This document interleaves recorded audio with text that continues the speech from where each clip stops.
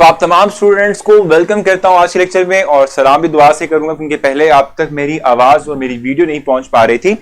अच्छा, मैं आप लोगों से ये बात डिस्कस कर रहा था कि मैंने कल भी आप लोगों को थोड़ा सा बताया था नेक्स्ट आने वाला जो न्यू सेशन है उस हवाले से, और आप लोग जानते हैं कि आप लोगों को एक नंबर भी विजिबल हो चुका है। उस नंबर पे आप लोग कांटेक्ट करके ठीक है अपने लिए इंफॉर्मेशन ले सकते हैं। मैं आप लोगों से बात कह रहा था कि कल जो है हम एक एक्टिविटी रख लेते हैं और वो एक्टिविटी किस तरह की होगी कि कल हम इंशाल्लाह एक टेस्ट लेंगे। ठीक है, हम क्या करेंगे, कल एक टेस्ट लेंगे, केमिस्ट्री का टेस्ट होगा। हमने अब तक जो कुछ भी पढ़ा यानी लिमिटिंग रिएक्टेंट तक, ठीक है, यहां तक हम एक एमसीक्यू बेस्ड कल टेस्ट ले लेंगे और ये मैं आप लोगों को एमसीक्यूज प्रोवाइड करूंगा अराउंड 25, ठीक है, 20 to 25 एमसीक्यूज आप लोगों को मैं दूंगा। एक स्पेसिफिक टाइम के अंदर आप लोगों ने इन एमसीक्यूज को सॉल्व करना है। ठीक है, यानी आपकी स्क्रीन पर आपके ऑप्शंस आ जाएंगे, आप जस्ट जो है राइट ऑप्शन को क्लिक करेंगे, ठीक है, तो आपका जो आंसर है क्वेश्चन का वो सबमिट हो जाएगा। ठीक है, और ऑटोमेटिकली तौर पे आपका रिजल्ट जो है वो भी आना शुरू हो जाएंगे। ठीक है भाई, अच्छा जल्दी से जो है अब मूव करते हैं। जैसे कि हम कल लिमिटिंग रिएक्टेंट पढ़ रहे थे, मैंने लिमिटिंग रिएक्टेंट को डिफाइन कर दिया था। ठीक है, लिमिटिंग रिएक्टेंट को मैंने जो है क्या कर दिया था, आप लोगों के लिए डिफाइन कर दिया था। हम उसी डेफिनेशन से ऑनवर्ड आगे मूव करेंगे और कुछ एग्जांपल्स जो हैं मैं आप लोगों के लिए कोट करूंगा। बिल्कुल एमसीक्यू बेस्ड टेस्ट है। ठीक है, हम एमसीक्यूज के बेस पर एक टेस्ट लेंगे, ठीक है, आप लोगों से, जिससे कि आप लोगों को अंदाजा हो जाएगा कि हम किस तरह का टेस्ट जो है वो आप लोगों से न्यू सेशन के अंदर लेंगे। ठीक है, एमसीक्यू बेस भी होगा और इसके साथ साथ सब्जेक्टिव टेस्ट भी आप लोगों का लिया जाएगा, वो पेड वर्जन के अंदर दोनों टेस्ट आएंगे। ठीक है भाई, सो मैं आप लोगों से कह रहा था कि वो रिएक्टेंट के जो प्रोडक्ट की लेस क्वांटिटी प्रोड्यूस करेगा, ठीक है, इस तरह के रिएक्टेंट को हम लिमिटिंग रिएक्टेंट कहते हैं। ठीक है, मुझे उम्मीद है कि ये डेफिनेशन जो है आप लोगों ने जो इस वक्त देखी भी है, जो मैंने आप लोगों को बताई हुई है, ये आप लोगों को समझ आई होगी और हम इसकी बेस पर हम अब आगे चलेंगे और नेक्स्ट जो है वो मूव करेंगे। ये आपको डेफिनेशन समझ आ गई है इस वक्त जो मैंने आप लोगों के लिए राइट की। एग्जाम्पल पुट कर देते हैं। फॉर एग्जाम्पल जैसे मैं नाइट्रोजन की बात करता हूं, नाइट्रोजन को हम रिएक्ट करवाते हैं विद हाइड्रोजन, इसके थ्रू हम गेट करते हैं अमोनिया। ठीक है, NH3 प्रिपेयर करते हैं। अब इस रिएक्शन के अंदर चूंकि आप जानते हैं कि जो रेशो हमने एटॉमिक रेशो सेट करनी है अमोनिया प्रोडक्शन के लिए वो 1 रेशो 3 मोल्स के हिसाब से होगी, यानी कि 1 मोल अगर नाइट्रोजन का हो तो हमें 3 मोल हाइड्रोजन के रिक्वायर होते हैं ताकि हम 2 मोल्स ऑफ अमोनिया को प्रिपेयर कर सकें। अगर मैं ऐसा करता हूं कि अगर मैं नाइट्रोजन के नंबर ऑफ मोल्स ऐसे ही रहने देता हूं, ठीक है, लेकिन यहां पर मैं हाइड्रोजन के नंबर ऑफ मोल्स को 3 के बजाय 6 कर देता हूं, तो अब हम कहेंगे समहाउ कि यहां पर चूंकि मैंने हाइड्रोजन को इन एक्सेस ले लिया है और नाइट्रोजन लिमिटेड अमाउंट में मौजूद है, तो ये मेरा लिमिटिंग रिएक्टेंट होगा, ये मेरा जो है एक्सेस रिएक्टेंट कहलाएगा। ठीक है, ये लिमिटिंग रिएक्टेंट है और ये एक्सेस रिएक्टेंट कहलाएगा, यानी कि जो रिएक्शन के बाद भी बच जाएगा क्योंकि इसने कम अमाउंट ऑफ प्रोडक्ट प्रोड्यूस करनी है। हमारे पास एक्स्ट्रा अमाउंट में हाइड्रोजन गैस मौजूद है, लेकिन नाइट्रोजन चूंकि during the reaction early consume हो जाएगी तो इतनी अमाउंट से ज्यादा अमाउंट हम प्रोडक्ट की गेट ही नहीं कर पाएंगे। ठीक है, सो इसलिए हम इस तरह के रिएक्शंस को कहते हैं, इस तरह के रिएक्टेंट को कहते हैं जो लेस अमाउंट ऑफ प्रोडक्ट बनाएगा, इसको हम कहते हैं it is simply called as limiting reactant. ठीक है जी, जल्दी से मुझे बताएं, मैंने डिफाइन भी कर दिया, उसको डिस्क्राइब भी कर दिया, उसको एग्जांपल भी मैंने आपको प्रोवाइड कर दी है उसकी। ठीक है, अब भी आपने मुझसे कुछ पूछना है तो आप मुझसे पूछ सकते हैं, नहीं तो हम फिर जो है आगे मूव करेंगे। जल्दी से बताएं कोई कंफ्यूजन अगर आपकी रह गई है। अगर क्वेश्चन नहीं हो तो कम से कम क्लियर जरूर राइट कीजिए करें ताकि हम आगे मूव कर सकें और मैं आप लोगों को कुछ चंद एग्जांपल जो है वो मेंशन कर सकूं। Sir mention about N and mention about amount of N and H2। देखो मैंने बताया तो सही, इसका 1 मोल रिक्वायर होता है, इसके 3 मोल रिक्वायर होते हैं। अगर मैं number of moles of hydrogen increase कर रहा हूं लेकिन नाइट्रोजन को उतना ही रखा हुआ है, तो ये जो हमारे पास अमाउंट चूंकि कम है तो ये प्रोडक्ट की अमाउंट को लिमिटाइज कर देगा, कम कर देगा, इसे हम लिमिटिंग रिएक्टेंट कहते हैं। क्वेश्चन को ये तो बता दें शाबाश जल्दी से।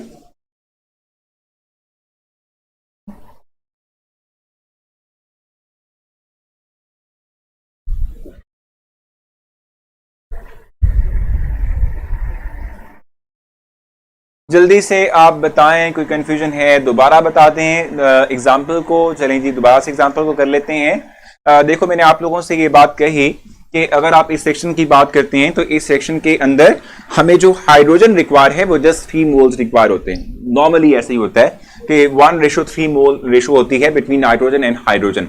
लेकिन अगर मैं क्या करता हूं कि मैं अगर हाइड्रोजन की अमाउंट को बढ़ा दूं, लेट्स सपोज मैं इसको 6 मोल्स कर दूं, अब अमाउंट ऑफ जो हाइड्रोजन है वो एक्सेस में है, यानी कि वो ज्यादा है, ठीक है, इतनी हमें रिक्वायर नहीं थी, लेकिन नाइट्रोजन चूंकि कम है तो ये एक्सेस अमाउंट को यूटिलाइज नहीं कर पाएगी पूरी तरह से, और नाइट्रोजन जितनी थी उतनी ही होते हुए हमारे पास अमोनिया आ जाएगा, ठीक है।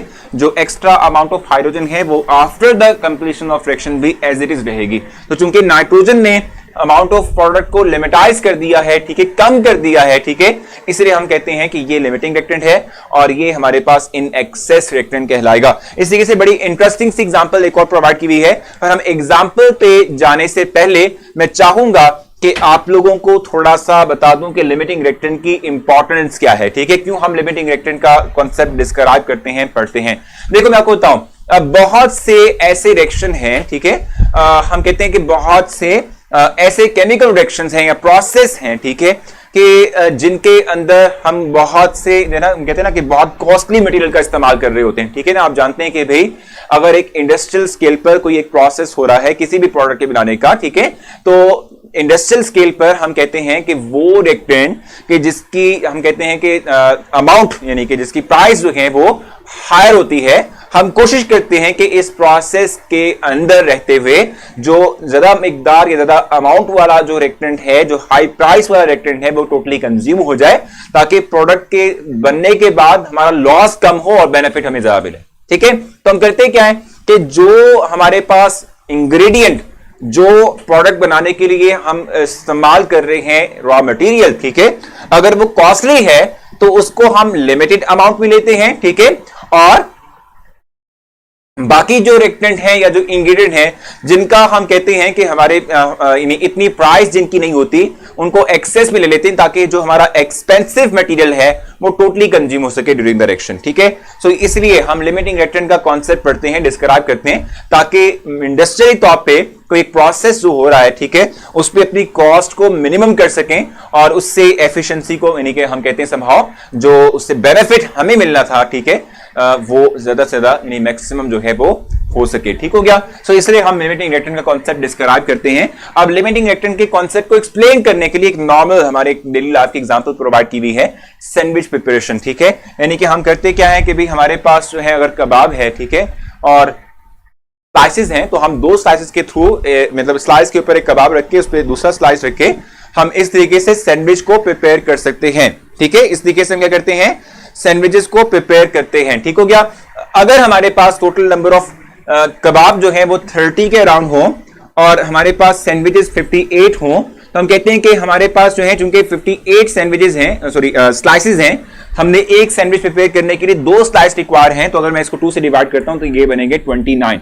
इट मींस के मैं 29 जो है सैंडविचेस प्रिपेयर कर सकूंगा और कबाब मेरे पास एक एक्स्ट्रा रह जाएगा। तो चूंकि इस सैंडविच प्रिपरेशन के अंदर स्लाइस अर्ली कंज्यूम हो चुके हैं और प्रोडक्ट की अमाउंट को भी कम कर रहे हैं, इसलिए हमारा ये लिमिटिंग रिएक्टेंट होगा। कबाब बेसिक तौर पे हमारे पास क्या होगा, इन एक्सेस रिएक्टेंट कहलाएगा। मुझे बताएं कि कोई कंफ्यूजन आपके जहन में आ रही है इस वक्त तक, ताकि मैं वो क्लैरिफाई कर सकूं। फिर एक और एग्जांपल हम लेंगे और उसके बाद फिर हम जो है नेक्स्ट मूव करेंगे कि किस तरीके से हम किसी एक रिएक्शन में एक लिमिटिंग रिएक्टेंट को डिफाइन करते हैं, आइडेंटिफाई करते हैं। जी क्वेश्चन पूछें जल्दी से, शाबाश।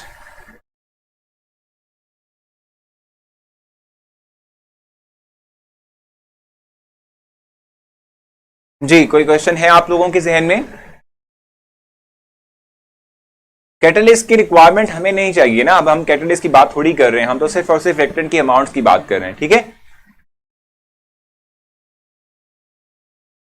कैटलिस्ट की रिक्वायरमेंट नहीं है।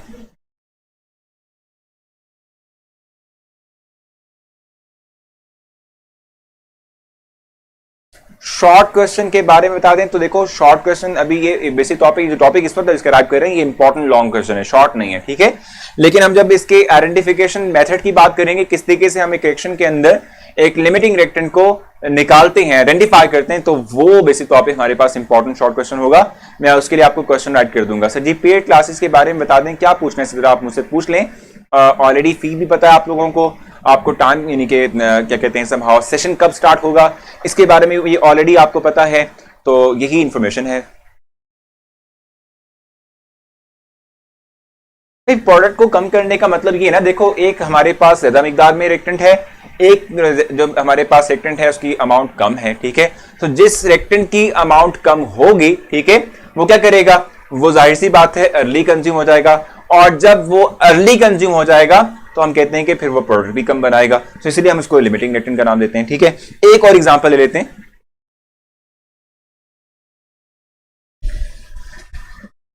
जैसे फॉर एग्जांपल वाटर प्रिपरेशन की बात हम कर लेते हैं।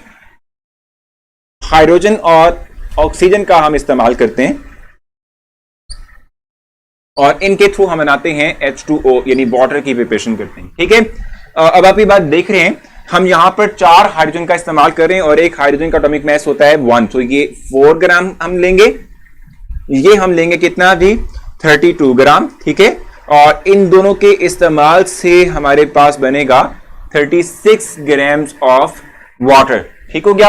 यानी कि अगर मैं क्या करता हूं भाई 2 मोल्स ऑफ हाइड्रोजन लेता हूं और 1 मोल मैं ऑक्सीजन का लेता हूं, 32 ग्राम्स हमारे पास मास ऑफ ऑक्सीजन है, मास ऑफ हाइड्रोजन 4 ग्राम है, ठीक है। सो इससे मैं जो प्रोडक्ट गेट करूंगा वाटर जो है वो 36 ग्राम होगा, ठीक हो गया।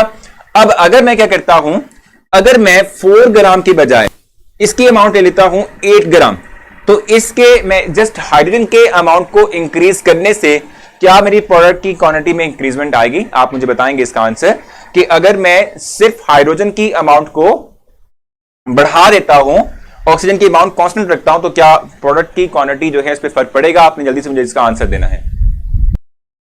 ने मुझे बता दिया कि भाई क्या फर्क पड़ेगा ये नहीं पड़ेगा, बता दें जल्दी से, शाबाश। नो सर कोई फर्क नहीं पड़ने वाला, यस सर पढ़ेगा। भाई कैसे पढ़ेगा जल्दी से बताना आपने, क्योंकि हमने सिर्फ एक इंग्रेडिएंट की अमाउंट को इंक्रीज किया है, दूसरा एज इट इज मौजूद है। भाई मैं यहीं पर ही हूं, क्या नाम था आपका, खालिका, हम यहीं पर ही हैं, ठीक है। अच्छा देखो, हमने सिर्फ और सिर्फ हाइड्रोजन की अमाउंट को डबल किया है, ऑक्सीजन की अमाउंट उतनी ही है। अब देखो फॉर एग्जांपल, इसको थोड़ा सा और आसान कर लेते हैं, ये लॉन्ग है मौसी, ये हम कहते हैं कि भाई ये लॉन्ग क्वेश्चन आता है पूरा, ठीक है। फॉर एग्जांपल जैसे मैंने आपको कबाब की एग्जांपल दी थी और स्लाइसेस की एग्जांपल दी थी सैंडविच प्रिपेयर करने के लिए, वो तो बहुत ही सिंपल थी, आप डेली लाइफ में इसका इस्तेमाल भी करते हैं, ठीक है। देखो मैं आपको बताता हूं कि अगर हमें आग जलाना है, ठीक है, बर्निंग का प्रोसेस करना है, ठीक है। अब अगर हमें बर्निंग का प्रोसेस करना है और हमारे पास बर्निंग मटेरियल ही नहीं है, ठीक है, तो क्या बर्निंग हो सकती है? नहीं हो सकती ना, फ्लेम ही प्रोड्यूस नहीं हो सकता, ठीक है, बर्निंग मटेरियल ही नहीं है हमारे पास, ठीक है।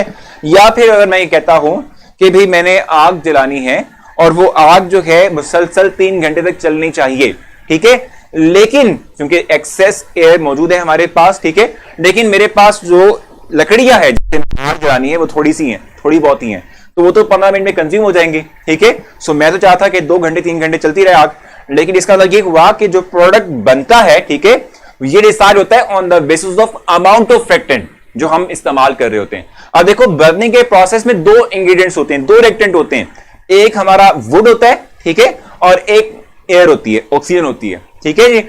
सो ऑक्सीजन तो एक्सेस में है, मौजूद है, ठीक है, लेकिन जो वुड है हमारे पास वो लिमिटिंग है, ठीक है। ये क्या करता है, ये लिमिटाइज करता है प्रोडक्ट की अमाउंट को, इसे हम लिमिटिंग रिएक्टेंट का नाम देंगे। तो अगर हम इसकी अमाउंट बढ़ा भी देते हैं, ये अमाउंट हमने पहले जैसी रखी हुई है, तो इसके बढ़ाने से कोई खास फर्क नहीं पड़ने वाला वाटर की प्रोडक्शन पे।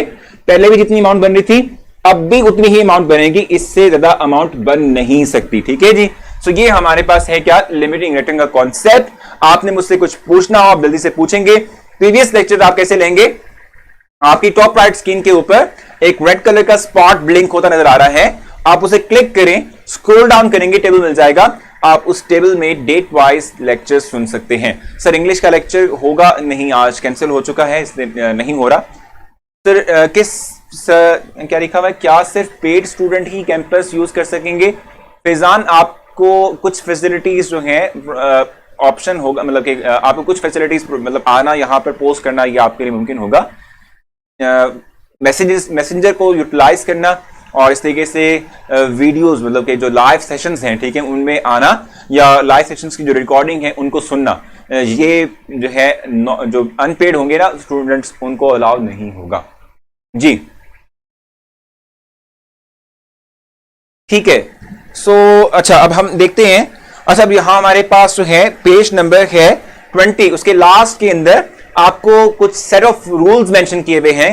आप कह सकते हैं समहाउ कि आइडेंटिफिकेशन का एक पैटर्न मेंशन किया हुआ है, किस तरीके से हम क्या करेंगे, लिमिटिंग रेक्टेंट को आइडेंटिफाई करेंगे। ठीक है, सबसे पहले आपने करना क्या है कि आप कैलकुलेट करेंगे number of moles of reactant, और इसके साथ साथ आप number of moles of product get करेंगे by using the balance chemical equation. ठीक है, यानी आप सिंपल करेंगे क्या कि आपने एक रिएक्शन देखा जिसमें रेक्टेंट मिल रहे हैं और प्रोडक्ट पे आपको कन्वर्ट कर रहे हैं। आपने करना यह है कि सबसे पहले आप रेक्टेंट के नंबर ऑफ मोल्स को कैलकुलेट करें। उसके नंबर ऑफ मोल्स कैसे कैलकुलेट कर सकते हैं, क्योंकि आपने रेक्टेंट खुद से लिए थे तो आपको उसकी अमाउंट भी पता होगी कि कितना मैस आपने लिया था। जब आपको मैस पता होगा रेक्टेंट का, आप उस मैस को यूटिलाइज करते हुए आप इंडिविजुअल एक रेक्टेंट के नंबर ऑफ मोल्स कैलकुलेट कर सकते हैं। उसके बाद जब आपके पास रेक्टेंट के नंबर ऑफ मोल्स आ गए, आप बैलेंस केमिकल इक्वेशन के थ्रू प्रोडक्ट के नंबर ऑफ मोल्स निकालेंगे bye using the stoichiometry calculation. ठीक है, जब आपने प्रोडक्ट के नंबर ऑफ मोल्स निकाले, अब दो रेक्टेंट लेट्स सपोज आप इस्तेमाल कर रहे हैं, तो जिस रेक्टेंट से अमाउंट ऑफ प्रोडक्ट कम आ रही है वो आपका लिमिटिंग रेक्टेंट होगा। ठीक है, जिससे आपके पास अमाउंट ऑफ प्रोडक्ट ज्यादा आ रही है वो आपका एक्सेस रेक्टेंट होगा। मैं फिर से बता देता हूं, चूंकि रेक्टेंट तो आप लोग खुद से लेते हैं ना, आपको पता होता है मैस कितना आपने लिया है रेक्टेंट का। ठीक है, सो आप उस मैस को यूटिलाइज करते हुए आप इंडिविजुअल रेक्टेंट के नंबर ऑफ मोल्स कैलकुलेट करेंगे। जब एक दफा आपके पास नंबर ऑफ मोल्स आ गए तो आप इन इंडिविजुअल नंबर ऑफ मोल्स से आप फाइनल प्रोडक्ट के नंबर ऑफ मोल्स को कैलकुलेट करते हैं, एस्टिमेट करते हैं। ठीक है, जिस रेक्टेंट से नंबर ऑफ मोल्स ज्यादा आ गए वो आपका क्या है, वो आपका एक्सेस रेक्टेंट है। जिससे नंबर ऑफ मोल्स प्रोडक्ट के कम आते हैं या मैस अमाउंट हमारे पास प्रोडक्ट की कम बनती है, ठीक है, इसको हम कहते हैं it is simply limiting reactant.